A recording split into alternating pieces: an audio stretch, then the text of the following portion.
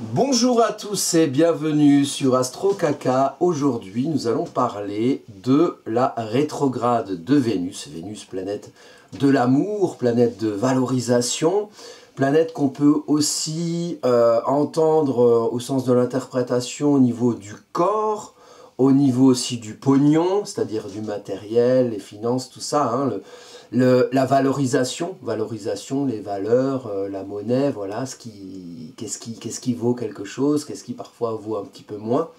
Donc Vénus, c'est quelque chose de plutôt positif, normalement, mais dans le zodiaque, comme toujours, tout est positif et tout est l'inverse de positif, donc plutôt négatif. Et le côté négatif de Vénus, c'est le côté séduction, séduisant. Et c'est vrai que Vénus peut parfois nous la mettre à l'envers, c'est-à-dire que, oh là là, c'est joli, et en fait, c'était pas si beau que ça sous la surface si on creusait un peu. Hein, Vénus a son petit côté pute un peu parfois, hein, et quand je dis Vénus et quand je dis pute, c'est une énergie qui concerne les hommes et les femmes, bien évidemment, hein, puisque c'est une énergie dite féminine, Vénus, mais c'est une énergie qui concerne tout le monde, et les énergies féminines concernent tout le monde, tout comme les énergies dites masculines. Donc Vénus va rétrograder dans le signe du Bélier, et ça va se passer, ça va démarrer le dimanche 2 mars, donc dimanche 2 mars 2025, Vénus rétrograde dans le signe du Bélier, à 10 degrés 50 et quelques, donc vous allez être concerné particulièrement le moment, l'endroit finalement où le moment c'est le 2 mars 2025, et l'endroit où Vénus prend le virage c'est 10 degrés, donc entre 10 et 11 degrés, ça va être un endroit important à voir dans votre thème à vous, et à juxtaposer de votre thème à vous par rapport à ce qui se passe ici sur cette carte, qui est le thème natal de Vénus, qui rétrograde.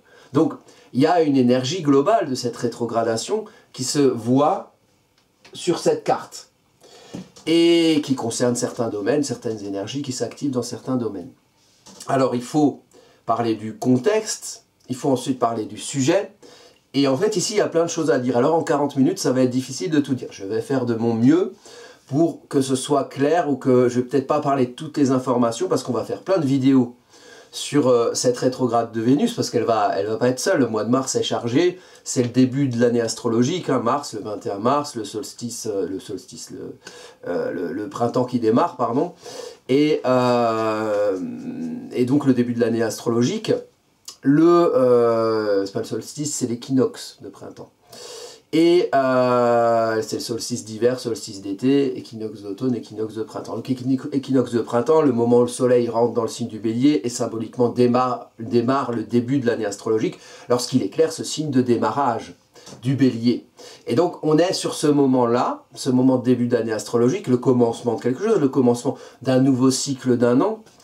Vénus rétrograde dans ce signe-là du Bélier, et en tout début Bélier, donc à 10 degrés, hein, le début du signe, hein, le tout début du deuxième décan. Et donc Vénus va ici représenter son énergie, c'est-à-dire une énergie de valorisation, une énergie d'amour, une énergie de qu'est-ce qu'on aime être ici, voilà. Et en Bélier, Vénus en exil, c'est une Vénus, comme toutes les Vénus en signe de feu, si vous avez ça dans votre thème natal, c'est une Vénus qui est passionnée. On aime agir, on agit en fonction de ce qu'on aime. Alors attention, parce que quand c'est passionné, des fois c'est un peu trop tumultueux, c'est un peu trop feu. Auquel cas, Mars maîtrise le Bélier, donc il y a un peu le côté guerrier.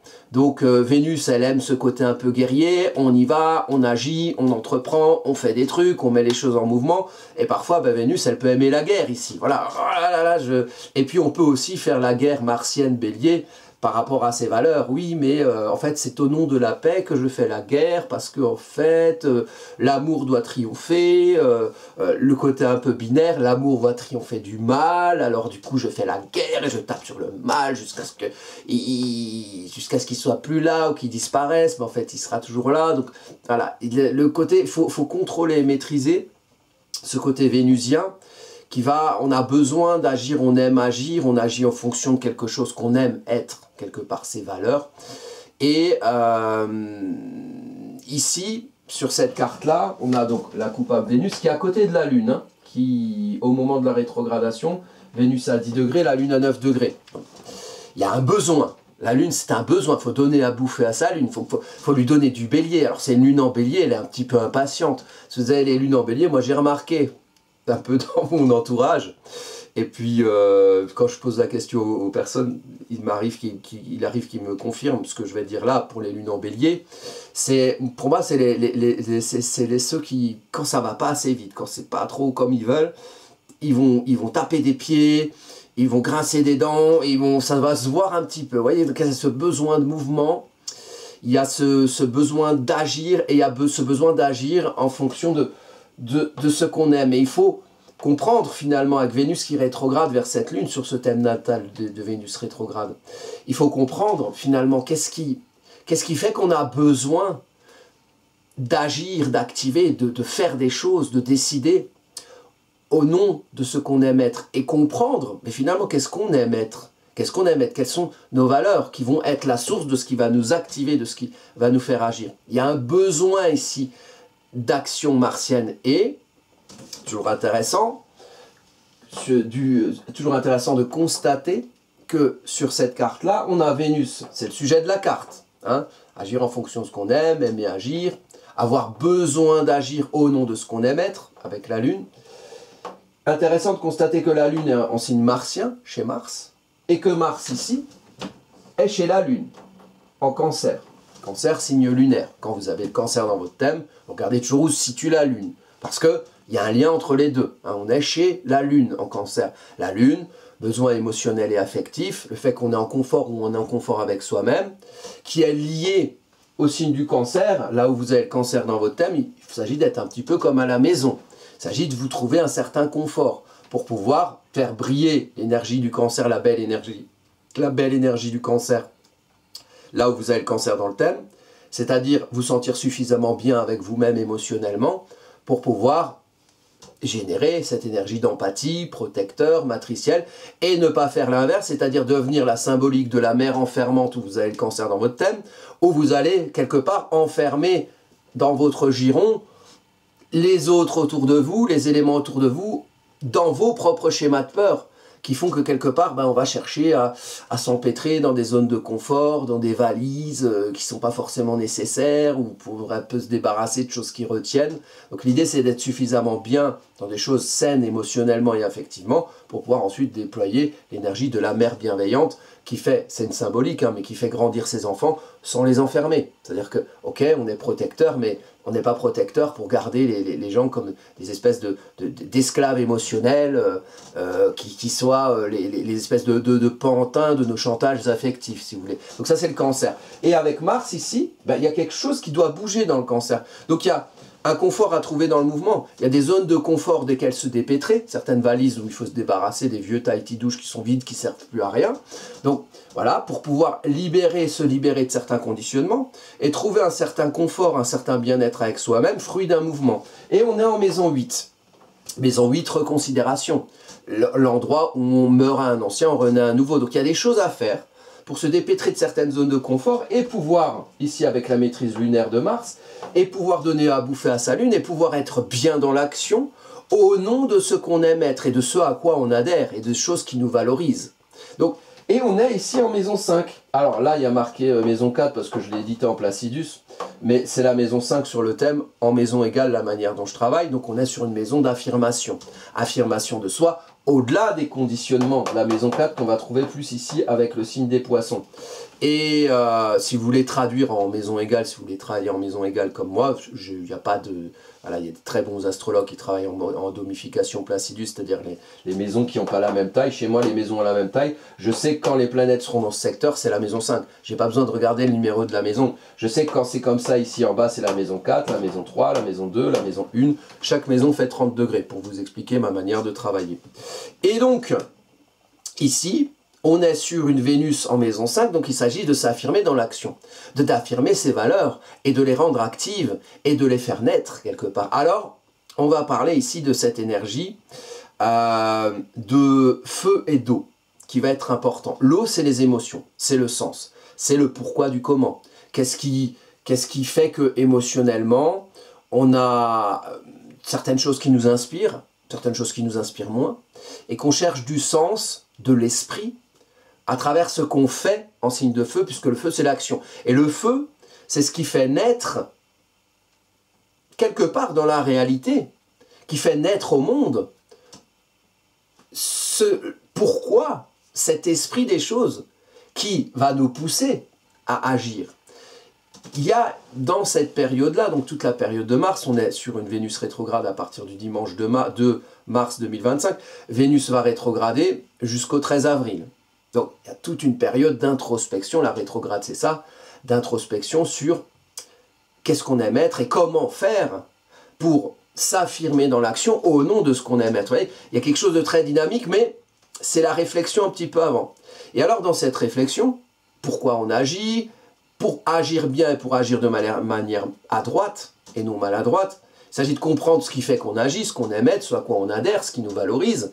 À moins qu'on soit sadomaso, quelqu'un on va essayer de souffrir. Bon, je ne juge pas. En général, les gens, ils aiment bien quand même pouvoir montrer quelque chose de plutôt beau d'eux et qui va refléter des valeurs qu'ils ont. Après, il faut les comprendre, les valeurs. Et c'est vrai que Mercure rétrograde en même temps, on fera des vidéos là-dessus. Mais Mercure rétrograde à partir du 15 mars. Donc, et du même endroit. Mercure va rétrograder en début bélier. Je pense aussi à 9 degrés du bélier. Donc ça se passe à partir du 15 mars. Et jusqu'au 7 avril. Donc c'est la même période et c'est le même endroit. Et donc il y a l'énergie, on en parlera plus spécifiquement dans d'autres vidéos, mais l'énergie d'introspection au niveau traduction, mentalisation, comprendre, mettre des mots, mettre du verbe.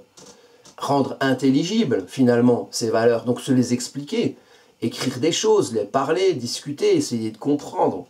Et ça se passe en même temps, donc c'est une double rétrograde de 2 planètes personnelles qui suivent de près la fin de la rétrogradation de Mars qui a fini de rétrograder, c'est la 3e planète personnelle qui a fini de rétrograder Mars depuis le 24 février.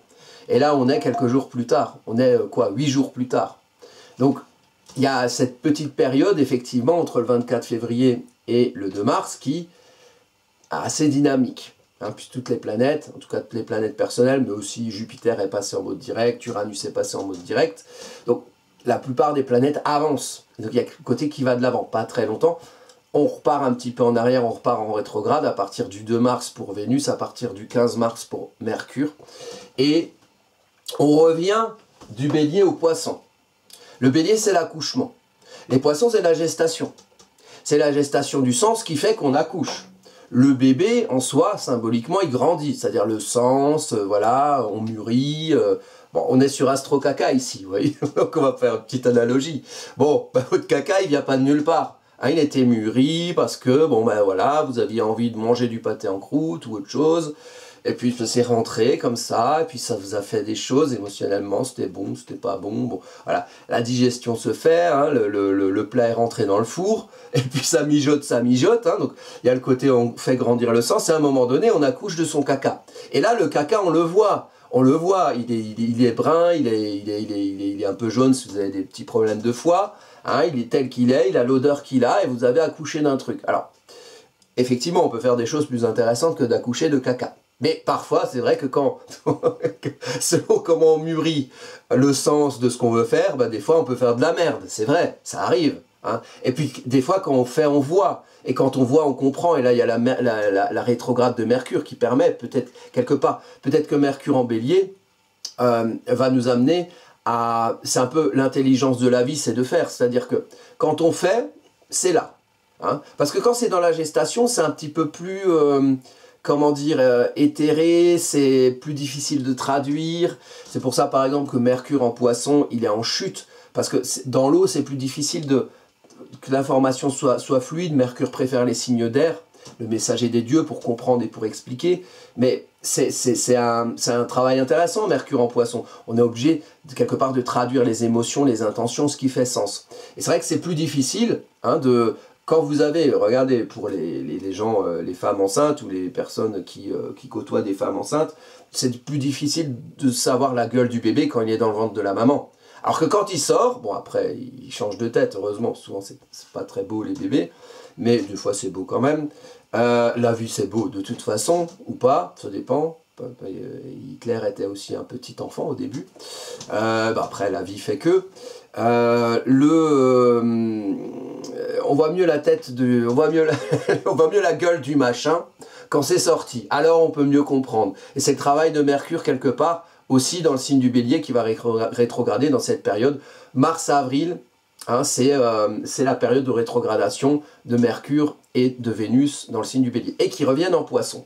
Donc il y a une question de peut-être par ce qui s'est fait, par ce qu'on a sorti, par ce qu'on a affirmé, les plus ou moins jolis caca qu'on a pu sortir, donc les actions qu'on a pu perpétrer, par lesquelles on a pu s'affirmer.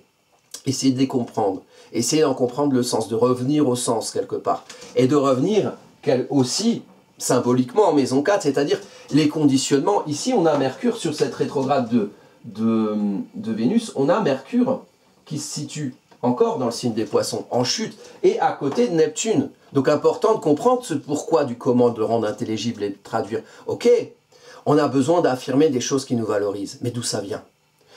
Déjà, en maison 4, de quel conditionnement? Socio, culturel, éducationnel. D'où ça vient? Comment ça s'est construit avec Saturne sur le fond du ciel? Vous voyez, l'héritage, l'hérédité, le passé, l'histoire, la mémoire, ok? Comment on a peut-être besoin aussi avec Saturne de réaliser, de rendre terrien, concret, solide, durable des inspirations qu'on a. Mais pour ça, il faut les traduire. Pour ça, il faut les comprendre. Et ça permet, quelque part avec Vénus, de faire l'introspection du pourquoi on a besoin d'agir et du pourquoi on a telle ou telle valeur et du pourquoi on veut les mettre en action, quelque part. Donc c'est comme un petit peu, on est un peu sur c'est une énergie de starting block. Ah, en athlétisme, on est là, sur la ligne de départ, on a le pied sur le start, là, et on a l'impression qu'on n'est pas encore tout à fait parti. Il faut réfléchir à comment, je sais pas, comment plier le genou pour que le départ soit plus opportun ou plus efficace, enfin voilà. Le départ, c'est le Bélier, c'est le démarrage de l'action. Et alors, il faut que je vous raconte quand même que, mais vous allez peut-être le savoir si vous me suivez chaque semaine, là c'est spécial, c'est une petite vidéo du jeudi, parce qu'il y a vraiment beaucoup de choses à dire en ce mois de mars. D'habitude c'est le dimanche. Dimanche, la dernière vidéo avant celle-ci, c'est la vidéo de... vous pouvez regarder, je vais vous montrer. Ça c'est le site astrocaca.fr, ça c'est la page YouTube. Et en fait, il y a, est-ce qu'on la voit là? Voilà, cette vidéo, Nouvelle Lune en Poisson. Et ce qui est assez étonnant, enfin moi ça m'a... moi je suis un peu un geek, moi je suis tout fou quand je vois des cartes astrologiques. C'est un peu la même, cette carte-là, que la carte de la nouvelle lune, du 28 février, nouvelle lune en Poisson, qui régit cette période de toute la première quinzaine de mars, qui va se terminer au moment où Mercure va entamer sa rétrogradation en Bélier. Et donc, sur la carte de la nouvelle lune en Poisson, on a retrouvé l'ascendant Scorpion avec un Junon, le couple, le lien en Sagittaire. Donc tout ça, je le développe dans la vidéo de la nouvelle lune en Poisson. Elle est très complémentaire avec celle-là, parce qu'il y a beaucoup de placements communs. L'ascendant, tac, il est aussi en Scorpion avec Junon en tout début de signe. Saturne, ici, là, Saturne, il est aussi sur le fond du ciel. Et Mars est aussi du coup en maison 8. Toutes les maisons sont les mêmes. Et il y a aussi une opposition entre la lune noire ici en Balance et au point Priape. Ici, Vénus, Lune, alors pas la Lune forcément puisqu'elle est en Poisson, la Lune est un peu avancée, mais Vénus par exemple, oui. Donc, tout ça, ça travaille sur l'ensemble de cette question de la Vénus rétrograde. Et donc, pour vous résumer, on a sur cet axe Balance maîtrisé par Vénus et le point Priape avec la Lune, Vénus rétrograde, il y a une question de comment vous êtes dans votre vie sociale, où sont les équilibres, les déséquilibres, les équités, les inéquités, les justices, les injustices, et comment plutôt avec l'ombre de la Balance par la lune noire, là, les choses ne sont pas forcément toujours très équilibrées, et comment réussir à vous faire, au nom de vos valeurs, et comprendre peut-être en faisant quelles sont vos valeurs, parce qu'une fois que vous les faites, l'intelligence de la vie c'est de faire, et quand on fait on voit que finalement, ah oui, mais en fait, je m'étais raconté que, ou l'ambiance sociale du moment m'a incité à faire des choses, et quand je vois que je me les fais, je me dis, mais en fait, ça ne correspond pas forcément à toutes mes valeurs, vous voyez.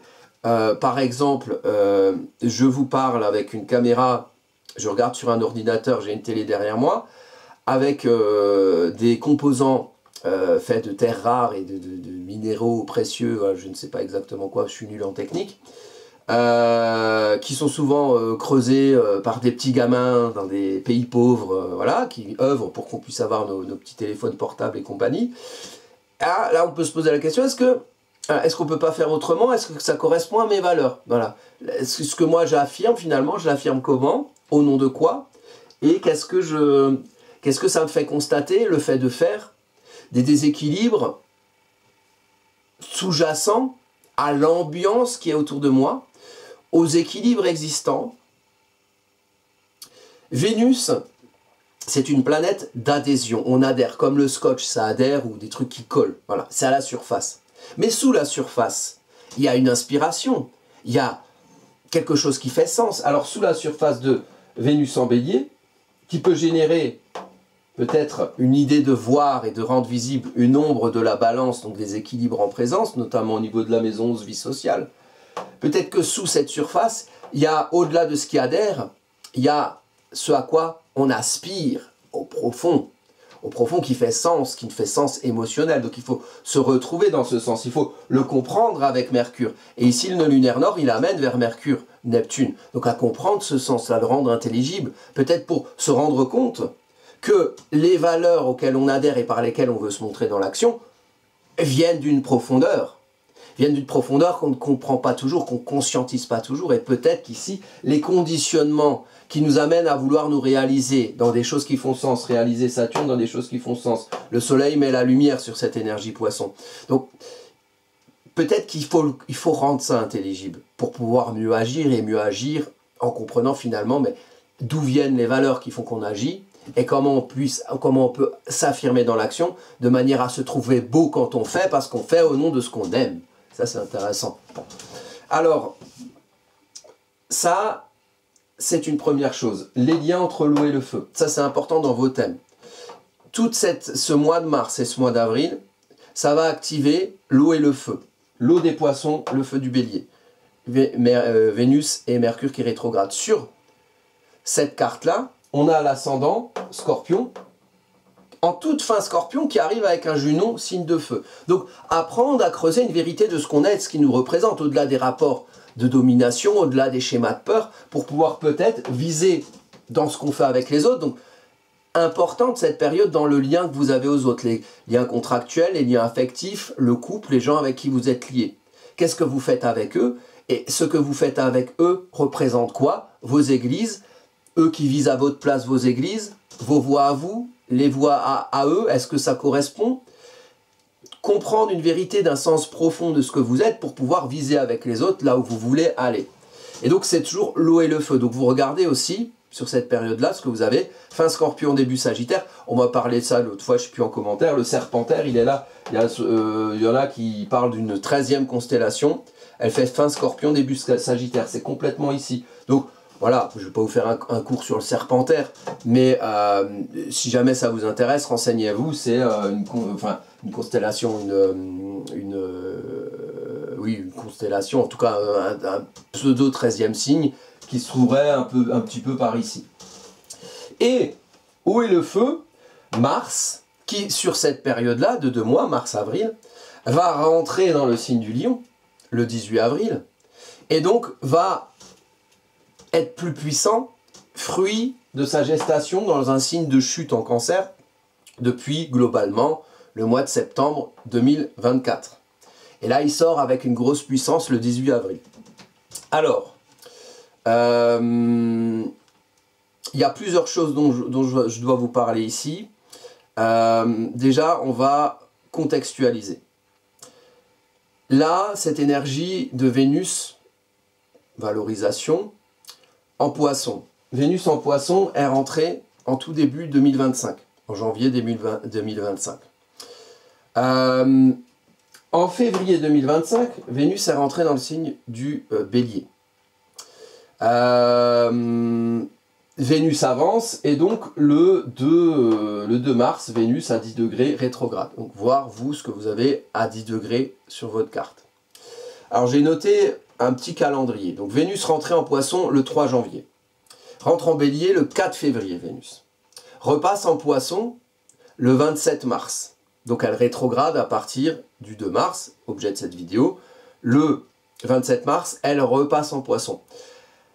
Il y a une période intéressante où Vénus rejoint en rétrograde le 7 avril. C'est le jour où Mercure repasse en mode direct. Vénus rejoint Saturne. C'est intéressant ce positionnement-là, parce que Vénus qui rejoint Saturne, vous voyez ici, Vénus est là, Saturne est là, Vénus va faire la rétrograde, va rejoindre Saturne, qui, sur le thème natal de Vénus ici, est sur le fond du ciel, les fondations, l'origine, l'hérédité, le passé, l'histoire, la mémoire, hein, d'où vient le fait qu'on a besoin de se réaliser dans du sens. Et comment on arrive à se retrouver soi dans l'océan de connexion à la globalité autour de nous poissons, comment on arrive à se retrouver soi dans ces inspirations, au-delà des influences autour de soi, nourries des influences autour de soi, mais en distinguant qui on est soi pour pouvoir se réaliser soi, fruit de son histoire, au-delà de son histoire. Et donc, ici, Saturne est important. Donc, le 7, date importante 7 avril, Vénus rétrograde sur Saturne, ça fait se lier Vénus en exaltation, très plan sur la comète, on aime, oh là là, on aime l'artistique, on aime l'esprit des choses, on aime une certaine part de spiritualité. Moi, c'est un placement que j'ai en thème natal, par exemple. Alors moi, je l'ai à 27,55 degrés, donc tout va passer dessus.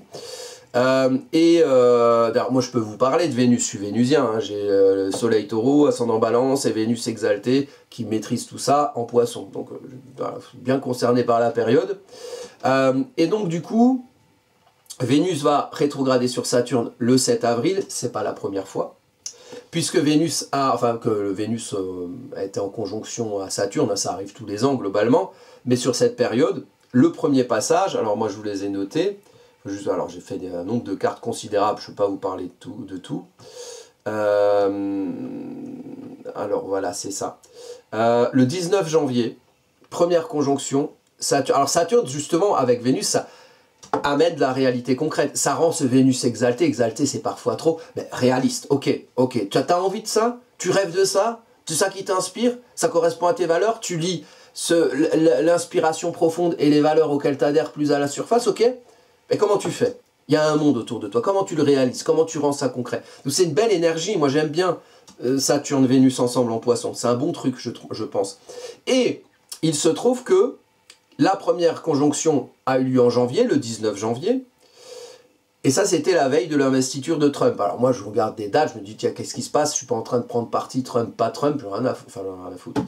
Je trouve qu'on vit dans un monde trop binaire et qu'on n'est pas obligé de choisir entre Trump d'un côté, mafia A, et l'État profond de l'autre côté, mafia B. À mon avis, il y a d'autres choses possibles. Hein, voilà, bon. Mon chat par exemple qui pourrait très bien prendre le pouvoir à leur place, voilà, faire un monde parfait. Ou pas. C'est le monde parfait, ça, du coup on rentre tout de suite dans un autre fascisme. Le meilleur des mondes. Et donc, je me dis qu'il peut y avoir un lien entre ces trois dates, puisque c'est le moment important dans le monde de l'investiture de Trump, qu'on en pense qu'on en veut. C'est un moment important dans l'histoire du monde, là, dans l'actualité de cette année, et des 4 années qui viennent. Donc, puisque c'est le président du monde, hein, soi-disant. Et donc, il y a ce 19 janvier, ok, c'était à 16 degrés. Donc vous pouvez regarder aussi dans votre thème natal, tiens, 16 degrés, Saturne, Vénus en poisson, très bien. Et puis ça revient le 7 avril, donc Vénus qui rétrograde sur Saturne, le moment où Mercure repasse en mode direct, il peut y avoir des choses qui se passent. Et ça revient encore une fois le 25 avril.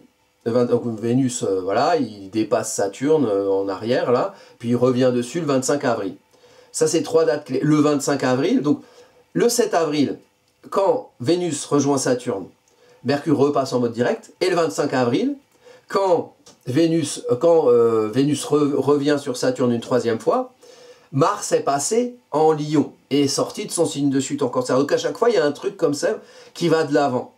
Et il peut y avoir un lien avec, je sais pas, aux États-Unis, peut-être qu'il se passe quelque chose, des décisions consécutives à l'investiture, ou voilà, une suite de ce qui a été entamé le 19 ou le 20 janvier, au moment de l'investiture de Trump. Donc on peut garder aussi dans le collectif, en astrologie mondiale, un œil sur ces dates-là, 7 avril et 25 avril. D'autant plus que, on a, je reviens sur la carte de Vénus rétrograde, on a pendant cette période-là, il se passe décidément beaucoup de choses, on a Neptune. Quel est Neptune? Il est là. Là, on l'a à 28 degrés 56. Neptune passe en bélier. Neptune est en poisson depuis 2012. Neptune passe en bélier, et ça, c'est pas arrivé depuis très longtemps.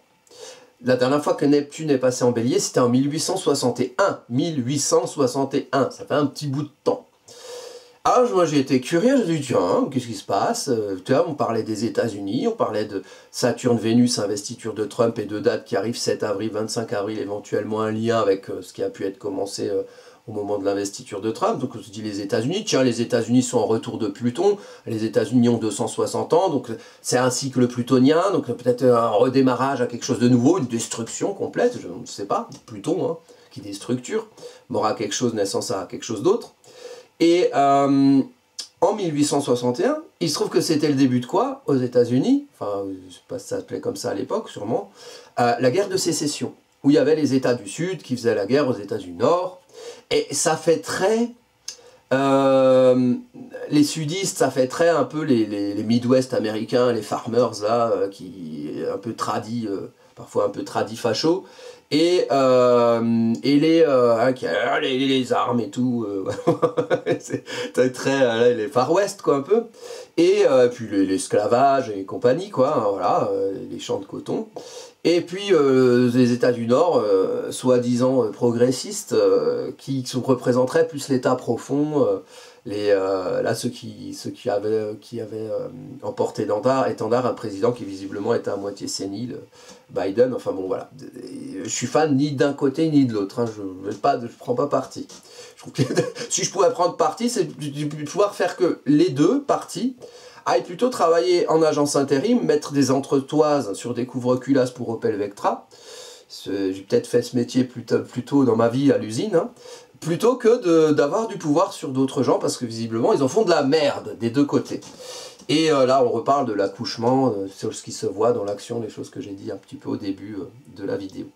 Donc, il y a quelque chose d'intéressant par rapport aux États-Unis, je pense, sur cette période-là, mars-avril. D'autres choses dont je voulais parler, donc, alors,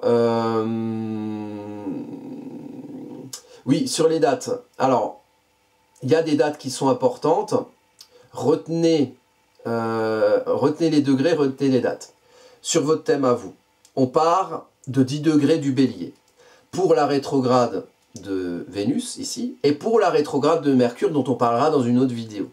Parce qu'il y a aussi des choses à comprendre de tout ça. Au-delà du fait qu'il y a des choses à mettre en lien entre ce qu'on fait et ce qu'on aime, pour aimer ce qu'on fait et faire ce qu'on aime, quelque part. Mais après, voilà, il y a un monde autour, il y a Saturne sur fond du ciel, il y a une réalité qui existe, qui vient de quelque part et qui amène certaines croyances, desquelles parfois il faut pouvoir se libérer, se déconditionner.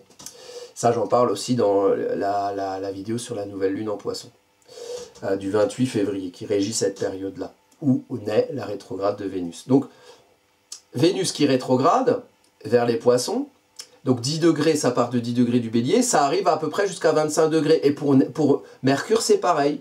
Mercure rétrograde à peu près à 10 degrés, je crois c'est 9 degrés et quelques, le 15 mars, et va jusqu'à 26 degrés. Donc, toute la zone entre 25 degrés du Poisson et 10 degrés du Bélier, essuie-glace des énergies, beaucoup d'énergie, dans la période de mars et avril. Et pendant ce temps-là, Neptune passe, change de signe, c'est pas arrivé depuis 2012, et passe en Bélier, c'est pas arrivé depuis 1861. En France, on était à l'époque Napoléon III, voilà, c'était... c'est aussi un moment où la France a revendu pas mal de terres qu'ils avaient aux États-Unis. Je me demande s'il n'y a pas le coup de la Louisiane aussi sur cette période-là, pour les historiens. Je ne vais pas réviser mon truc, mais il va y avoir quelque chose comme ça. Donc il peut y avoir des choses entre les relations de la France et des États-Unis qui soient en écho entre cette période-là et la période actuelle. Il se trouve qu'à la Révolution française, puisqu'on est à Pluton en Verseau et que c'était le placement de Pluton pendant la Révolution française, il y a eu des petits accords entre les États-Unis et la France. Lafayette qui a donné des bateaux aux États-Unis pour qu'ils puissent se débarrasser de la colonisation anglaise à l'époque, etc. Donc, 10 degrés Bélier, 25 degrés Poisson, toutes les énergies que vous avez là, les maisons, les planètes, ça va être souligné, mis en avant. Et vous pouvez juxtaposer ça avec les énergies de cette carte-là, maison 4, maison 5. Maison 4, les conditionnements, comment on grandit. Maison 5, comment on devient soi, on affirme qui on est. Au-delà, on affirme ses créations personnelles, au-delà de ses conditionnements. Voilà. Puis les créations personnelles, ça peut concerner les enfants qu'on a, qui sont des créations personnelles, tout aussi bien que ça peut concerner les cacas qu'on mûrit et qu'on chie, puisque il y a ce côté accouchement qui est intéressant. Voilà. Pas confondre les deux, hein, les enfants, les cacas, surtout vu le monde actuel et la manière dont moi je suis ancien éducateur, je suis très très alarmé sur tout ce qui est éducatif à tout niveau. Relations parentales, l'institutionnel dans l'éducatif, vivement que Pluton s'en mêle, hein, parce que là c'est un peu de la merde. D'où le côté accouchement de caca aussi dans mon imaginaire. Parce que ce qu'on fait des enfants, on va générer les adultes qu'il y aura derrière, vous voyez. Donc on vit dans un monde social, il y a plein de gens, hein, c'est peut-être ça aussi les déséquilibres dans le monde social de la maison 11. Il y a plein de gens, si on ne s'occupe pas d'apporter un petit terreau sain à des êtres en devenir, ils deviendront un peu le reflet de conditionnements qui sont autour d'eux, et quand c'est de la merde des conditionnements, ça donne des adultes qui sont conditionnés par de la merde. On peut s'en sortir, on peut être au-delà de ça, mais bon, c'est toujours bien de partir sur des bases solides, c'est une terre qui n'est pas complètement polluée par des pesticides. Voilà. Donc cette carte-là et cette période-là est ultra intéressante. Alors, je vais parler de plein de choses. Ça, c'est la carte de Mercure rétrograde, de 15 mars, donc ça va être une période importante. Le 27 mars, Vénus rejoint Neptune, période importante aussi. Juste avant, donc Vénus rejoint Neptune, vous voyez, c'est ici, Vénus rejoint Neptune en rétrograde.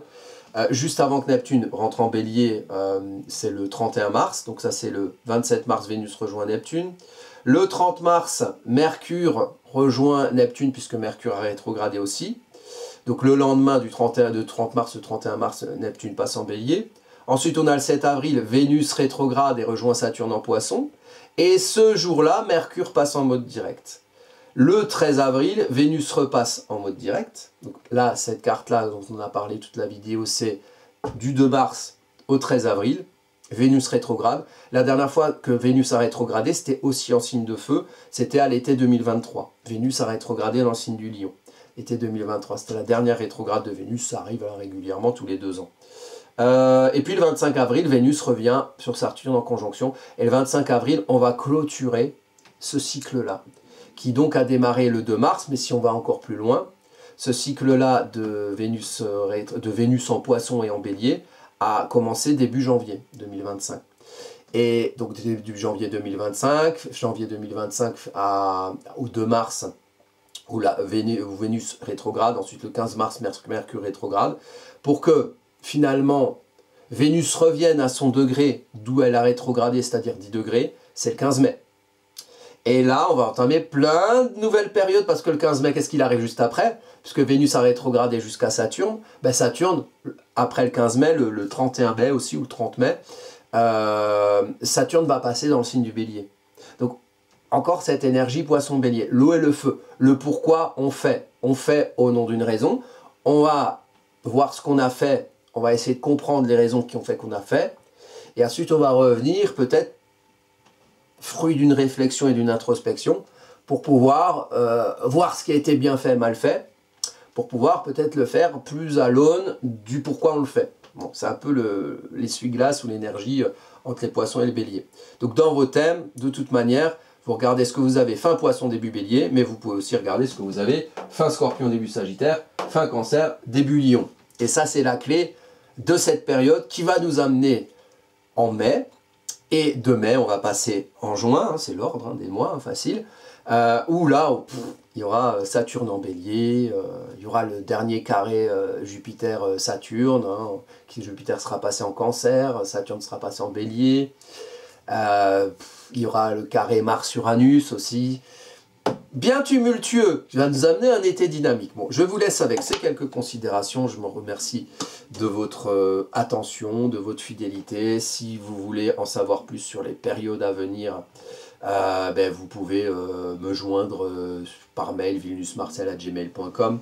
Vous avez ici ce que je propose des cours, des études. Donc les études, je reviens dessus parce qu'il y en a qui pensent qu'il y a les consultations Consultation, on se voit, on discute en visio, ça dure 1h30, 2h, et vous m'envoyez vos questionnements avant. Vous pouvez prendre des consultations.